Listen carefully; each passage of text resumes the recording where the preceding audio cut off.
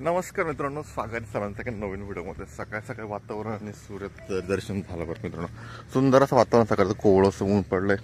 काल हलकासा पाऊस होऊन गेला, जास्त काय आला नाही आपल्याकडे। बाकी साईडला खूप पाऊस झाला शेजारी पात्रात मित्रांनो। ठीक आहे, तर मित्रांनो सकाळ सकाळी आपण दूध टाकायला जायचं। गाड्या आपण रात्री पावसाच्या हिशोबाने चायमध्ये लावून दिलं तर गाड्या घेऊ आणि दूध टाकून येऊ पहिलं आपण। पडल्यावर मित्रांनो पावसाच्या काही परत लक्ष वाढवू शकतं। शिवाला शाळेत सोडून देऊ आपण आणि नंतर आपलं औषध फवारणी करायची, पण औषध फवारणी रोपाला करायची आणि तणनाशकाची फवारणी करायची, ती पण करून घ्यायचं। सुरुवातीला आपण ना रोपाला औषध फवारणी करून घेऊ। तरीशी राहिलेला एक स्प्रे डबल आपल्याला 4 दिवसांनी द्यायचा होता। 4 दिवसापूर्वी स्प्रे दिला। ओलं करायची गरज नाही, कारण काल पावसानं ओलं होऊन गेलं ना, तर आता हा स्प्रे देऊन टाकू बरं का। प्रोफाईट आणि आहे 2-3 कंटेन तर एकत्र करून देऊन टाकू आता। चला पटकन घेऊ एक पंप औषध मारून रोपाला। थोडंसं चांगलं झालं असं वाटतंय। अजून प्रिकॉशन म्हणून एक हात देऊन टाकून त्याला आत लगेच झालं आपलं एक पंप औषध मारून। आपलं तणनाशकाचं फवारणी करायची गवतावरती घराजवळ एखादी विहिरीवरती पण। तर पंप चार्जिंग नाही, पहिले पंप चार्जिंग करून घेतो आणि चाचण्याला फवारणी करून घेऊ आपण। पुढे खेळत राहतो ना, त्यामुळे म्हटलं औषधाच्या बाटल्यानं ते जाळून टाकू म्हटलं, कारण कसं त्यानं जर उचललं तर पोहायचा प्रॉब्लेम वाढवा, त्याशिवाय पेटून देऊ त्या बाटल्यानं कागद। शिवा झोपी गेला होता, त्याच्यामुळे काय काम नाही करता आलं जास्त। पावसाचं वातावरण झालं बरं का, ढगाळ वातावरण, पूर्ण बारीक बारीक हलकासा पाऊस होऊन गेलाय। औषध तणनाशक फवारायला तर होत होतं, ते राहून गेलं आपलं। आता गाईंचा कुट्टीचा वेळ झाला, टाईम झाला, तर गायीनं कुट्टी करून खायला टाकून देऊ एकदा आणि मग बाकीचे काम बघू।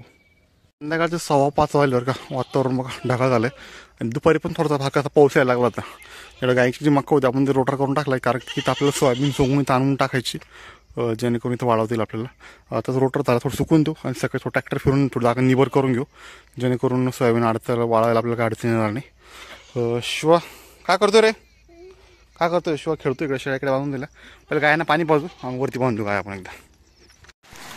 मित्रांनो चांगल्या पावसाला सुरुवात होऊन गेली बरं का। गाय आपण वरती बांधत होतो, थांबून घेतलं। आता डायरेक्ट त्यांना पाऊस बंद झाला, डायरेक्ट चाळीमध्ये बांधून देऊ तिकडं शेडमध्ये, जेणेकरून तिकडं कोरडं खाणं पण होईल त्यांचं बरं का।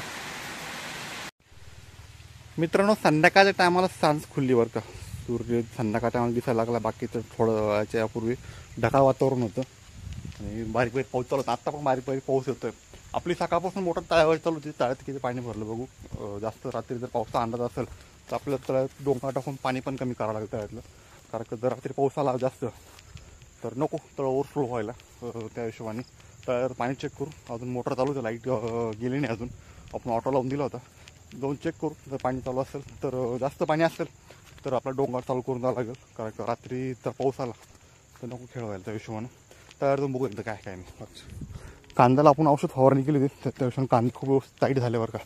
उद्या आपल्याला मेन काम आपल्या तळ्यावरती तणनाशकाची फवारणी करायची, जेणेकरून हे बारीक बारीक गवत होतं तर ते स्टॉप होऊन जाईल।